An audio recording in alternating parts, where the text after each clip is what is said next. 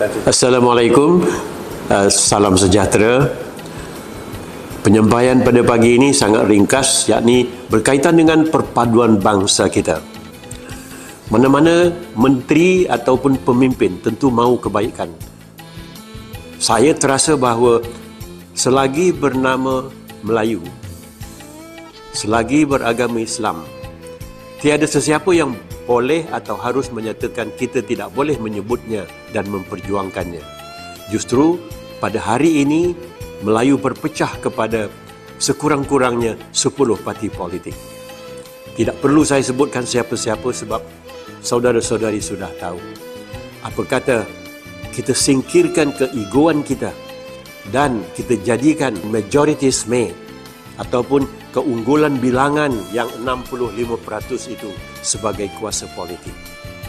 Kuasa untuk membela semula maruah kita. Supaya kita jangan dipijak, jangan dicerca, dan jangan ada parti Melayu misalnya yang menjadi kuda-kuda kepada pihak yang dulunya pembangkang, sekarang mempunyai 40 kerusi di Parlimen. Mari kita satukan hati kita dalam semua negeri, bukan hanya 6 negeri yang akan bertanding pada pilihan raya DUN ini. Apa kata saudara-saudari? Ayuh kita cari jalan, bersatu kita.